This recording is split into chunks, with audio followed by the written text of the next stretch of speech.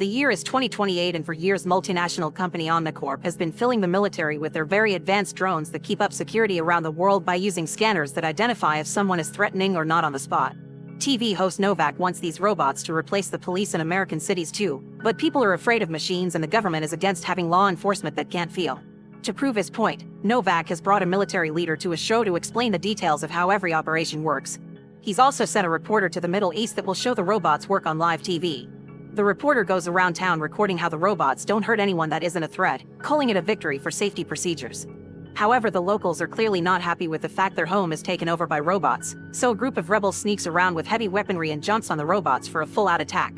Soon a violent battle ensues on the streets, with buildings getting blown up by the robots on the ground but also the flying drones that shoot any time they see an attacker. Many of these rebels also jump on the robots from roofs to bring them down. As the entire area begins to explode, the robots find a scared young boy with a knife in his hand, only trying to protect himself.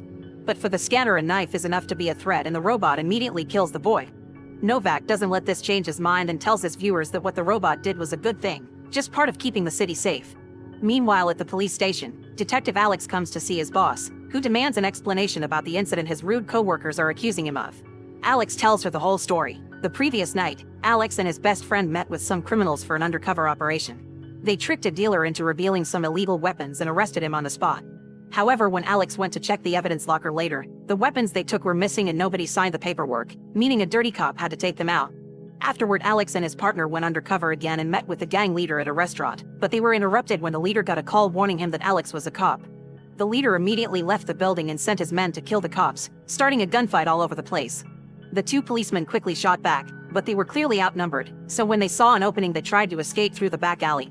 Alex made it outside without issues, but unfortunately his best friend got shot in the process. After hearing the story, Alex's boss scolds him for going out without backup and says she'll handle the search for the dirty cop.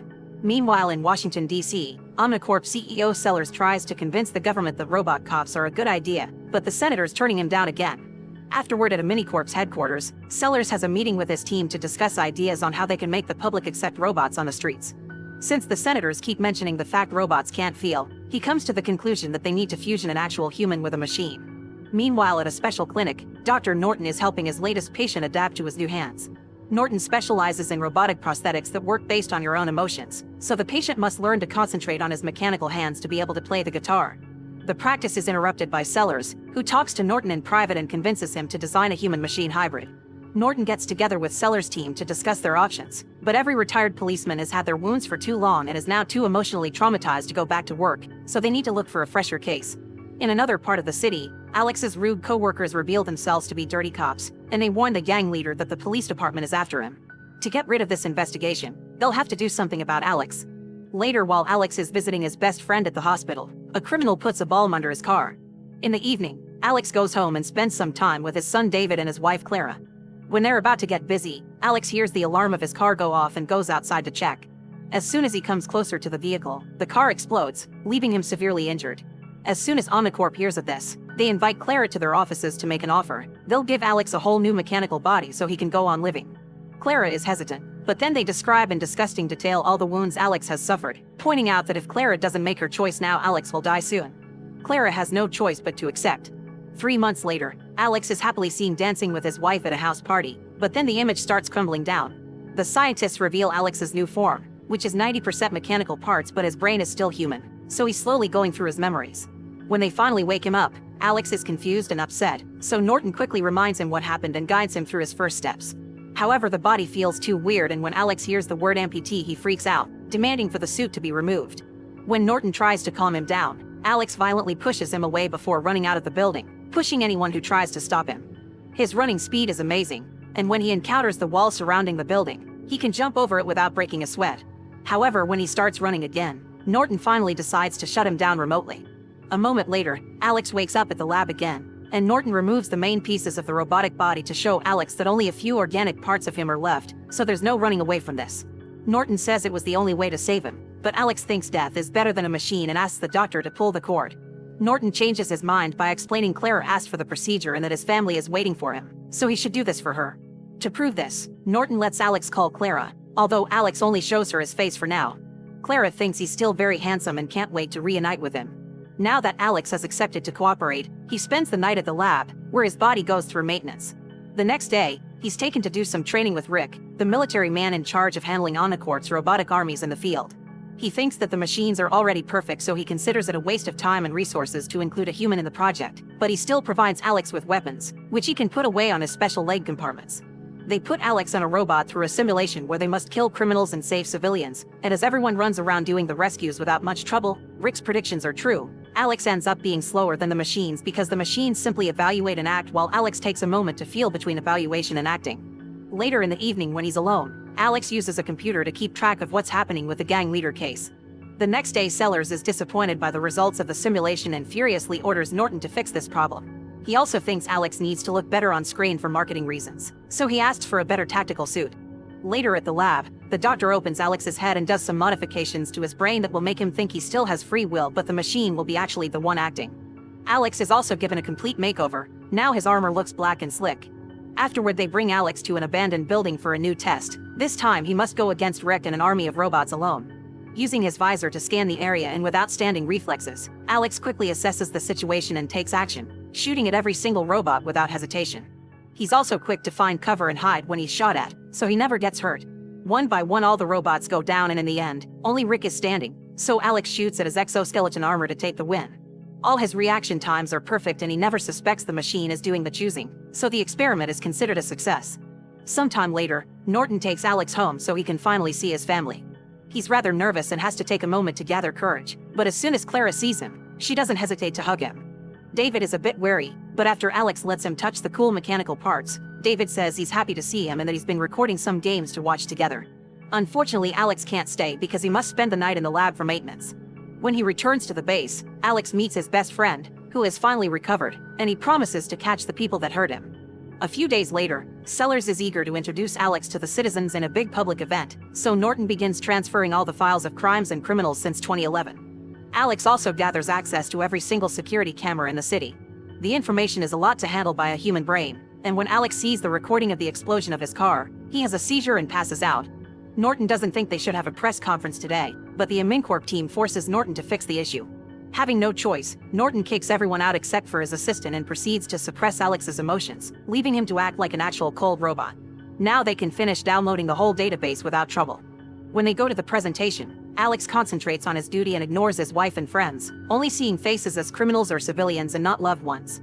Once he's on stage, his scanner begins identifying all the faces in the crowd until he finds a criminal 2 steps in front of the police. He immediately jumps into the crowd and catches the criminal in seconds without hurting anyone, which causes the population to start admiring Alex. On TV, Novak uses this incident to prove robots are better because the police have been standing next to a criminal and they never noticed. However, Clara is very upset because they won't let her or David talk to Alex. In fact, they're not allowing him to have a life at all. Norton tells her not to worry because this is just a side effect of the medicine and he'll get better soon. The next day, Alex finally returns to duty at the station and announces he'll catch 13 criminals today. Ignoring his friend's worries, he takes a bike and finds a group of dealers thanks to his access to the database and the cameras. Most of the group runs away, but Alex manages to bring down a dealer and threatens him until he confesses the location of his base of operations. Moments later, Alex arrives at an illegal kitchen and enters the building still on his bike, shooting at every criminal and not being bothered by normal bullets coming his way. Even when they try to get him from behind, Alex's scan detects them and easily brings them down. People at Omnicorp are happy with the results, and Sellers gives Rick full access to monitor Alex just in case. As days pass, Alex becomes a hero in the city, stopping crime in every corner. Novak makes a big deal out of it and brings Sellers to a show to explain to the senator that the American public is slowly changing their minds. When the senator tries to protest against it, he's simply cut off. Meanwhile, the dirty cops meet with the gang leader to make a plan to deal with Alex, who has been making their job very hard. Sometime later, Clara risks running through traffic to finally approach Alex, asking him to show some emotion. She wants him to do something for his family since his son is suffering from night terrors and needs his father. At first, Alex seems unaffected, but as he drives away, he begins approaching this as the robotic cop he is. He searches for security footage and discovers David had seen the car explosion, which left him traumatized. Learning this about his son really upsets Alex's humanity, and slowly his brain begins undoing Norton's process of taking away his emotions. He's furious that his family has been suffering because of him and he intends to fix it. People at the lab notice this change through Alex's tracker and consider turning him off, but Norton wants to see what happens since technically Alex is still solving a crime. It just happens to be his own. Alex goes to his home and by taking the information from all the cameras, he recreates the day of the attack and sees his wife and son the moment he exploded. Using the few clues he has, he goes to look for a man who worked with the gang leader, dragging him out of the car through the window and breaking his hand. Alex steps on it to make him hurt more, and the criminal gives him the phone number of the leader's driver. After triangulating the signal of his last call, he finds the exact location of the gang's base. While Alex makes his way there, cops at the station learn that Alex is out there solving his own crime, and soon the gang leader is informed that Alex is going after him. By the time Alex makes it to the base, the criminals are ready to receive him in the dark with night vision goggles and heavy weaponry. Alex breaks in with his bike and activates his night vision, triggering a gunfight. No matter how many criminals there are or how many times they shoot, Alex has no trouble walking through the base shooting anyone that gets on his way until nobody is left alive. Although this time, he does receive some damage in the process. Afterward, Alex turns on the power again and takes samples of all the fingerprints on the weapons, which finally reveals which cops are dirty. Alex rushes to the police station to interrogate the man and play incriminating footage on all the computers. One of the dirty cops tries to attack Alex, who immediately shoots him to defend himself. The other guy is terrified and confesses it was their boss who planned everything. Then Alex shoots him anyway. Afterward, Alex confronts her boss and tries to make her confess, but at that moment Rick shuts him down. Rick calls Sellers to tell him they can use this, and soon Novak puts the incident all over his show, proving that machines are better than people because they can't be bought. The next day, the government starts to vote in favor of bringing robots to the local police. However, the transmission is interrupted by Clara, who finally goes to the news and tells everyone she hasn't been allowed to see her husband and that nobody from Amincorp will answer her calls. Clara's involvement makes Sellers worried that she'll bring Alex's humanity back and they'll lose control of him, therefore costing them the law.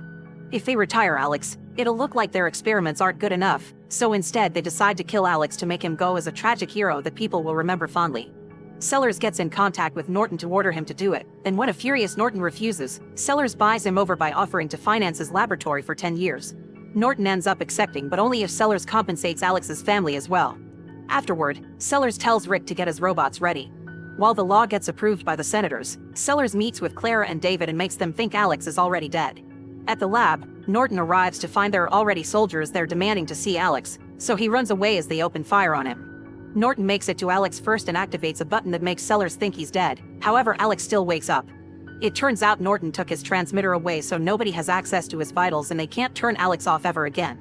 After Alex quickly shoots both soldiers, Norton tells Alex about the whole plan, and Alex decides he must kill Sellers, ignoring Norton when he tries to stop him. As he takes the streets on his bike, Rick sees him from his car and warns Sellers, who is about to announce Alex's death on stream. His guards immediately take him, Clara, and David to the roof to wait for a rescue helicopter. Meanwhile, Norton goes to the police to find Alex's best friend and asks for his help. At that moment, Alex arrives at Omnicorp headquarters and finds it surrounded by Rick's robots and several guards.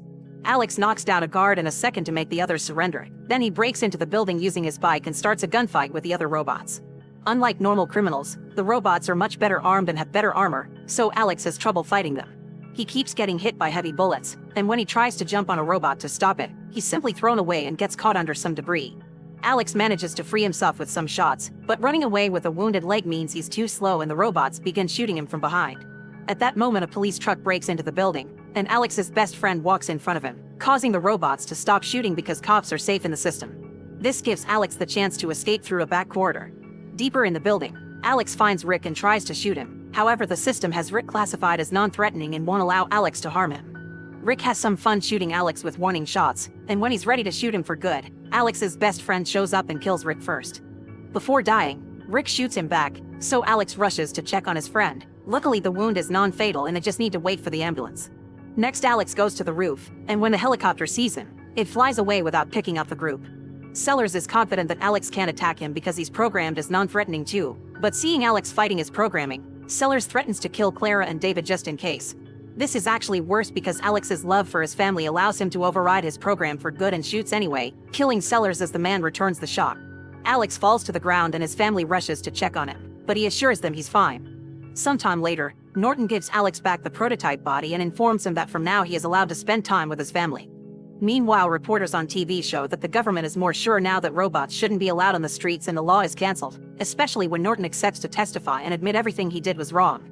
Novak is furious and rants in front of the camera, reminding the public that the USA is still the greatest country in the world. Make sure to subscribe and turn on notifications so you can watch more videos like this. Thanks for watching.